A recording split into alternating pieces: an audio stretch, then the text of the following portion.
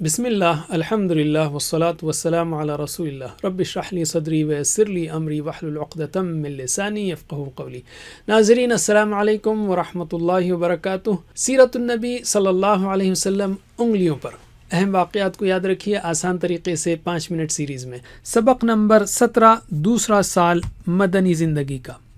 دائیں ہاتھ استعمال کیجئے۔ اب ہم لیتے ہیں دوسرا ہجری سال۔ اس کے 3 حصے ہیں: بدر و قینقاع، منافق عبداللہ بن ابی اور قبلہ۔ پہلا حصہ لیتے ہیں ہم بدر و قینقاع۔ غزوہ بدر مسلمانوں کو ختم کر دینے کے ارادے سے مکے سے 1000 مشرکین پوری تیاری کے ساتھ نکلے۔ ادھر مدینے سے رسول اللہ صلی اللہ علیہ وسلم 313 جانثار صحابہ کو لے کر روانہ ہوئے۔ ان کے پاس لڑنے کے لیے بہت کم وسائل تھے۔ بدر کے مقام پر دونوں کا آمنا سامنا ہوا۔ اسلام و کفر کی یہ پہلی باقاعدہ جنگ تھی۔ جم کر مقابلہ ہوا اور مشرکین کو بھرپور شکست ہوئی۔ 70 مشرکین مارے گئے، 70 قید کیے گئے اور 14 مسلمان شہید ہوئے۔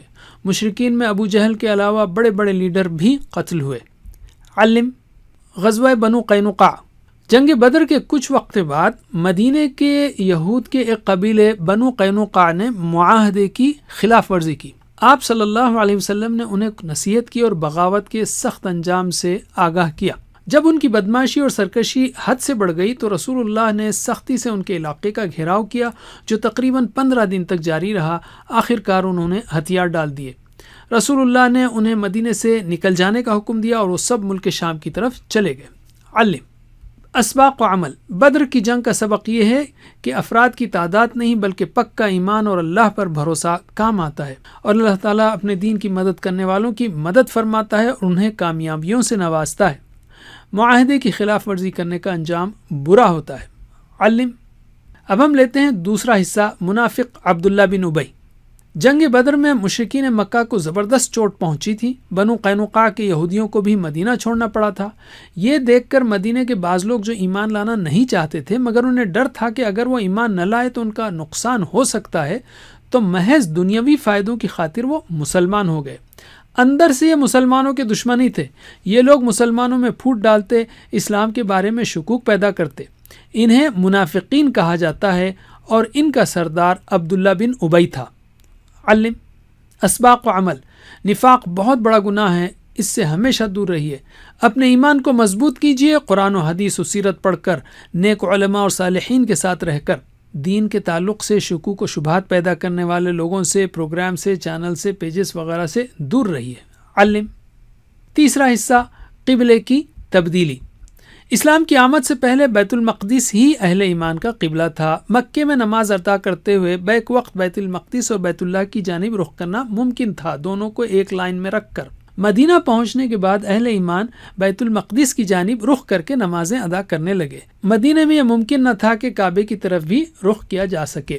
رسول اللہ صلی اللہ علیہ وسلم کی شدید خواہش تھی کہ حضرت ابراہیم علیہ السلام کے قبلے یعنی کعبے کو قبلہ بنا دیا جائے۔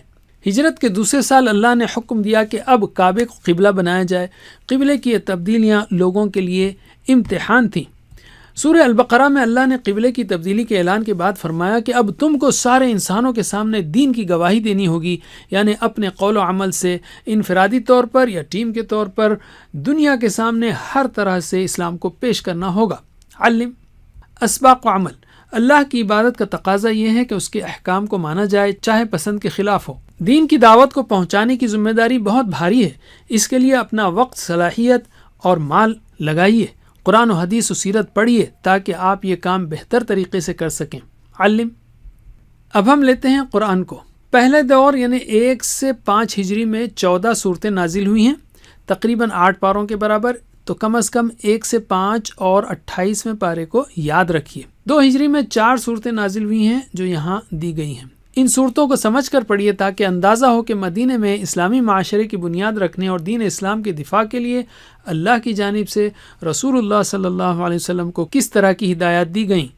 حدیث وہ دن کیسا محرومی کا دن ہے جس میں ہم کو نبی کریم صلی اللہ علیہ وسلم کی ایک بات بھی پڑھنے کو یا سننے کو نہ ملے، 15-20 سیکنڈ بھی نہیں ہمارے پاس اس خاص کام کے لیے۔